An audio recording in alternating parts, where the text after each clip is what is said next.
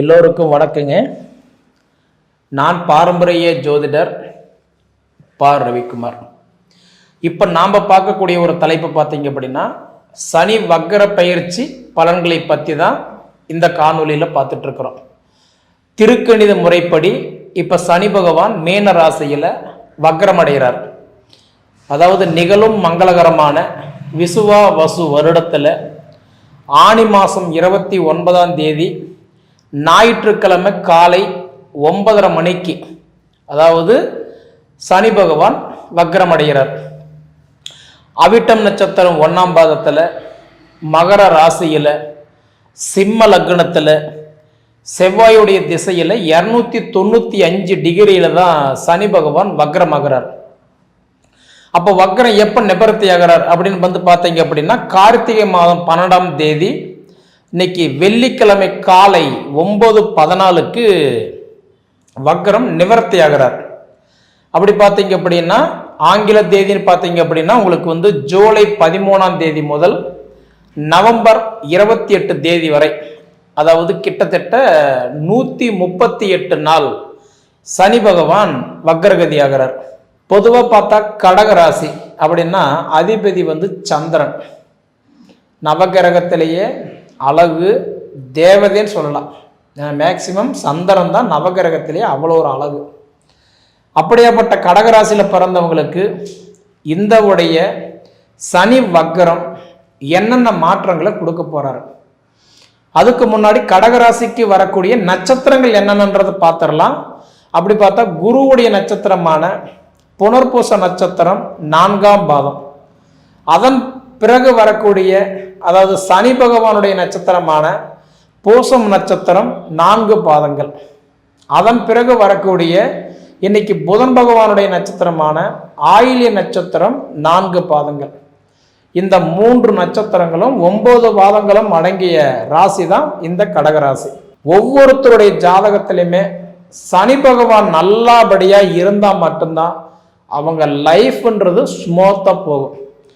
சனி பகவான் மட்டும் அதாவது பலவீனமா இருந்துட்டாருன்னா, என்னதான் நம்ம தேனெல்லாம் பூசி தெருவெல்லாம் உருண்டுனாலும் ஒற்றை மண்ணதான் ஒட்டும்பாங்க. அதுபோல உங்க சுய ஜாதகத்துல சனி பகவான் நல்லா இருக்கிறாரா? நிறைய பேர் சொல்லுவாங்க சனி வந்து கெட்டவன் சொல்லுவாங்க. ஆனா நவகிரகத்திலேயே ஸ்டேட் பார்வேடு கொண்டவர் யாருன்னா சனி மட்டும்தான். கவுடு சூதுவாது இல்லாம கிரகம் யாருன்னா சனி மட்டும்தான். சனி பகவான் எப்படி தெரியுங்களா, நம்மளை வந்து எல்லாம் பார்க்கணும்னு நினைக்கிறவன் தான் சனி பகவான். அதுபோக சனி பகவான் என்ன நினைக்கிறாரோ அது உடனே செயல்படுத்தி விடுவார். அது நல்லதோ கெட்டதோ. அதனாலதான் நிறைய பேருக்கு சனி பகவான் பிடிக்கிறது இல்லை, கஷ்டத்தை கொடுக்குறாரு, அதாவது நினைச்ச மாதிரி நடத்திடுறாரு அப்படின்ற மாதிரி. சனி பகவான் பொறுத்த வரைக்கும் இருக்கிறதுலையே நல்ல கிரகம் யாருன்னா சனி தான். அதனாலதான் நம்ம ஏதாவது சனி பிடிக்கும் போது நம்ம என்ன சொல்றோம், உங்களுக்கு சனி பிடிக்க போகுது, வீண் விரயம் வராத முன்னையே கடனுடனை வாங்கியாவது சுப விரயம் பண்ணிக்கோங்கன்னு சொல்றோம். அப்ப கடனுடனே ஆனாலும் நமக்கு அந்த சுப விரயம் மிச்சமாகுது இல்லையா, நமக்கு அந்த பொன் பொருள் மிச்சமாகுது இல்லையா, அதுதான் சனி பகவான்.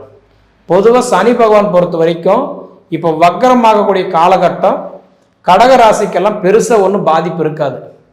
ஏன் பாதிப்பு இருக்காதுன்னு கேட்டா, கிட்டத்தட்ட 2.5 வருட காலமா அஷ்டமத்து சனியில சிக்கிக்கிட்டு ரொம்ப அவஸ்தப்பட்ட ராசி பார்த்தா நீங்க தான். ஏன்னா கிட்டத்தட்ட உங்களுக்கு 2.5 வருட காலமா சனி பகவான் வச்சு செஞ்சுட்டு போயிட்டாரு. அதுல யாகப்பட்ட நஷ்டம். விவசாயம் பண்றவங்களுக்கு விவசாயத்துறையில நஷ்டம், சுய தொழில் பண்ணிட்டு இருந்தவங்களுக்கு தொழில முடக்கம், ஒரு ஆர்டர் எடுத்து செய்துட்டு இருந்தவங்களுக்கு தேவையில்லாத மன உளைச்சல், எம்ப்ளாயா இருக்கிறவங்களுக்கெல்லாம் பார்த்தா தேவையில்லாத மனஸ்தாபங்கள் சங்கடம், அதை போக அரசியல் இருக்கிறவங்களுக்கெல்லாம் தேவையில்லாத ஒரு குழப்பம். இதை தாண்டி நான் வந்து வாழ்க்கையில வந்து பார்த்தீங்கன்னா, நான் சம்பளம் வாங்குற இடத்துல கூலி வேலை செய்யறேன்னு சொன்னீங்கன்னா எல்லாத்துக்குமே பார்த்தா உங்களால அவங்க நல்லா இருந்தாங்களே தவிர ஆனா நீங்க நல்லா இல்லை. நீங்க ஒரு ஏணி மாதிரி, கிட்டத்தட்ட உங்களை வச்சு மற்றவங்க ஏறி போயிட்டே இருக்கலாம், உங்களால ஏறி போக முடியல. ஏன்னா அந்த நிலைமை ஒரு 2.5 வருட காலமா கஷ்டப்பட்டுட்டீங்க. இது எல்லாமே பார்த்தீங்கன்னா இப்போ போன உங்களுக்கு வந்து பார்த்தீங்கன்னா மார்ச் 29 தான் உங்களுக்கு சனி பகவான் உங்களுக்கு அந்த அஷ்டமத்து சனி முடிஞ்சது. இப்போ உங்களுக்கு வந்து அஷ்டமத்து சனி முடிஞ்சு பாக்கிய சனியை வந்திருக்கிறார். அருமையான ஒரு வாய்ப்பு.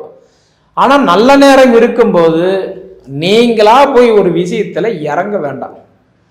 நண்பனுக்கு ஒரு பிரச்சனை அப்போ நீங்கள் போனீங்கன்னா அவங்க தப்பிச்சுக்குவாங்க, நீங்கள் மாட்டிக்குவீங்க.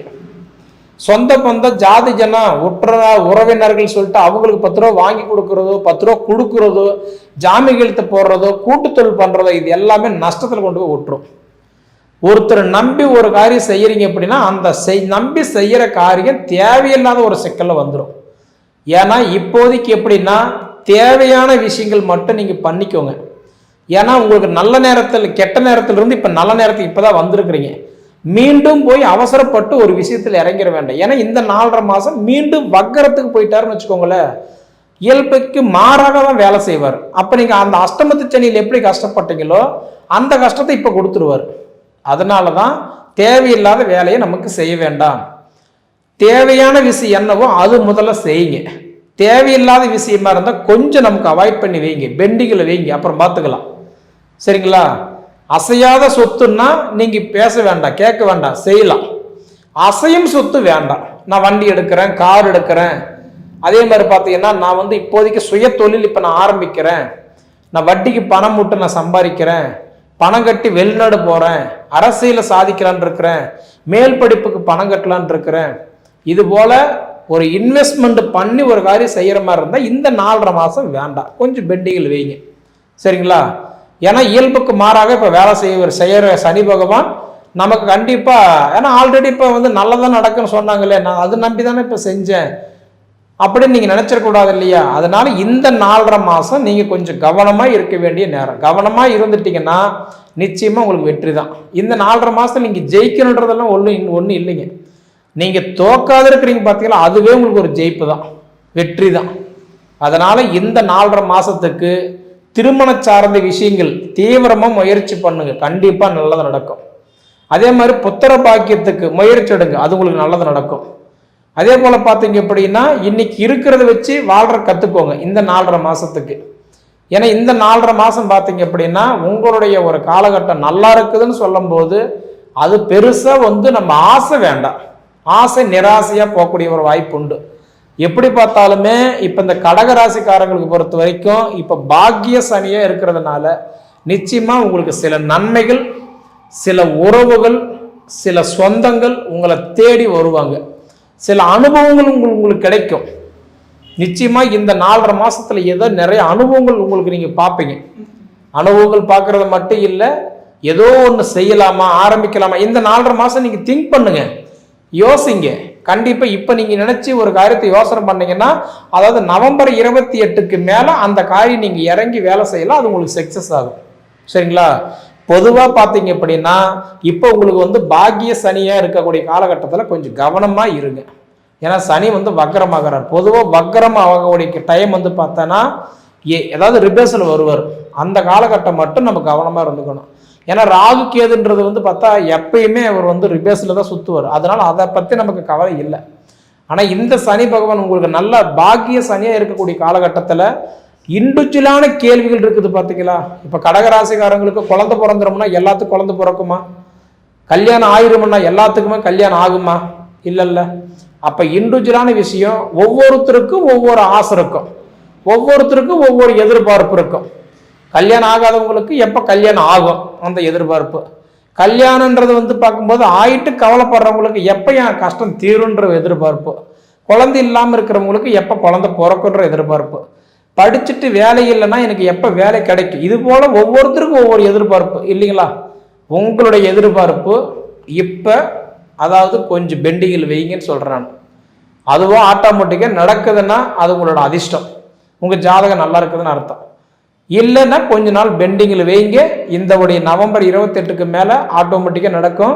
இதுக்கிடையில் ஒரு நல்லது நடக்க போகுது அப்படின்னா அந்த நல்லதை முடிகிற வரைக்கும் நம்ம வாய் தான் நமக்கு எதிரியாக நிற்கும். அது மட்டும் கொஞ்சம் கம்மி பண்ணிக்கிட்டாவே நிச்சயம் நம்மளோட வாழ்வாதாரம் நல்லாவே இருக்கும். மெயினாக ஹெல்த் எல்லாம் பார்த்தா நல்லாவே இருக்கும். ஏன்னா உங்களுக்கு கலஸ்தரக்காரகனும் ஆயுள்காரகனும் 2 பேருமே இந்த சனி பகவான் தான். அந்த சனியே இப்போ உங்களுக்கு வக்கரமாகறதுனால கண்டிப்பாக ஓரளவுக்கு ஹெல்த்தி விஷயமெல்லாம் கண்டிப்பாக இருக்கிறவங்களுக்கெல்லாம் கண்டிப்பாக நல்லா இருக்கும், மாறும். சரியா? எது எப்படியோ கடகராசிக்காரங்களுக்கு நிச்சயமாக உங்களோட வாழ்க்கை நல்லா இருக்கும். நாம்பளே தேவையில்லாத விஷயத்தில் போய் இறங்குற வரைக்கும் சரிங்களா? யோசிங்க. வாழ்கிற இடத்துக்கு வந்துட்டீங்க, வாழ போகிறீங்க, அதை சரியான முறையில் பயன்படுத்திக்கோங்க. சரிங்களா?